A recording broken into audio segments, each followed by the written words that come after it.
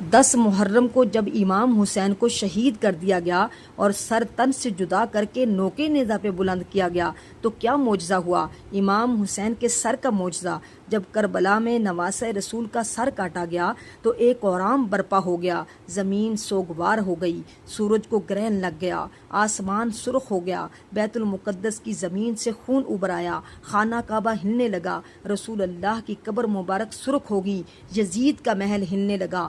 فوج یزید ڈر بھی رہی تھی کہ مگر دولت کے لالچ میں وہ ان تمام اللہ کے معجزوں کو درگزر کر رہی تھی۔ سر حسین جب نوکے نیزہ پہ آیا تو اللہ کی حمد و ثنا کرنے لگا، قرآن مجید کی تلاوت کرنے لگا، اللہ کا شکر ادا کرنے لگا۔ امام حسین کٹے ہوئے سر سے دیکھ رہے ہیں کہ ان کی بہنوں اور بیٹیوں کے سروں سے چادروں کو لوٹا جا رہا ہے، بلکہ خیموں کو جلایا جا رہا ہے۔ وہ اللہ کو گواہ بنا کے اللہ کی مرضی میں راضی ہیں، اور پھر رسول اللہ کی نواسیوں کو قیدی بنا کے امام حسین کے کٹے ہوئے سر کے ساتھ کوفہ شام کی طرف لے جایا گیا، کیونکہ یزید کا یہ حکم تھا کہ سر حسین کاٹ کے میرے پاس لایا جائے، اور رسول اللہ کی نواسیوں کو قیدی بنا کے امام حسین کے کٹے ہوئے سر کے ساتھ رسول اللہ کی نواسیوں کو قید کر کے زنجیروں میں جکڑ کے محل تک پہنچایا جائے کہ لوگوں کے دلوں میں میرا دبدبا قائم رہے۔ رسول اللہ صلی اللہ علیہ وآلہ وسلم کے خاندان کے چھوٹے بچے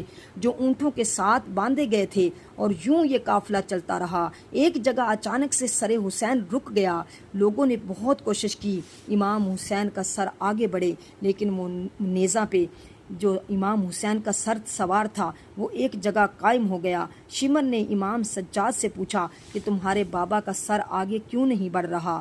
امام سجاد نے امام حسین کے سر کو آگے بڑھ کے دیکھا تو سر حسین سے آواز آئی، بیٹا سجاد، میری سکینہ اونٹ سے گر گئی ہے، اس کو لے آؤ، اس کے بغیر یہ منزل ادھوری ہے۔ تاریخ نے لکھا جو رسول اللہ کے خاندان کے چھوٹے بچے اونٹوں کے ساتھ باندھے گئے تھے، ان میں سے جو بچہ گرتا وہ اونٹوں اور گھوڑوں کے پاؤں میں پامال ہو کے شہید ہو جاتا۔ آج بھی ان سادات کی قبریں کوفہ شام کے راستے میں بنی ہوئی ہیں۔ یہ قافلہ چل ہی رہا تھا کہ اتنے میں بارش ہوگی۔ فوج یزید نے دیکھا کہ آس پاس تو کوئی شہر ہی نہیں ہے۔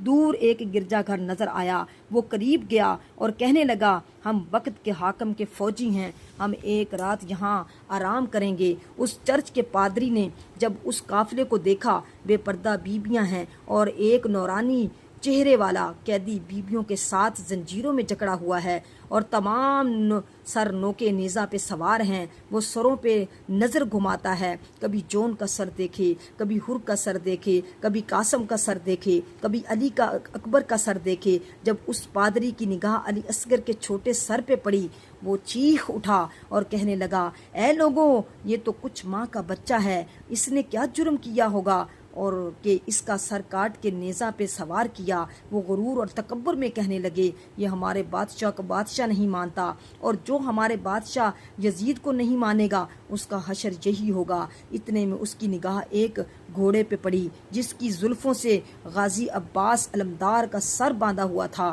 وہ حسرت سے پوچھنے لگا، لوگوں، اس مبارک سر کو گھوڑے کی زلفوں سے کیوں باندھا ہے؟ شمر کہنے لگا، یہ ان باغیوں کے علمدار عباس کا سر ہے، اس کو نیزہ پہ سوار کرتے تھے، سوار ہی نہیں ہوتا تھا، اس لیے اس کو گھوڑے کی زلفوں سے باندھا ہے۔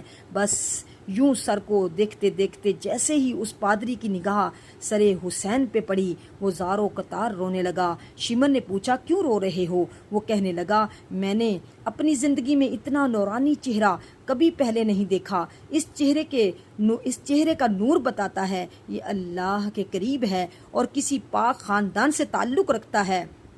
شمر کہنے لگا، ہاں، یہ فاطمہ کا بیٹا ہے۔ وہ حسرت سے پوچھنے لگا، کون فاطمہ؟ شمر نے کہا، فاطمہ بنت محمد۔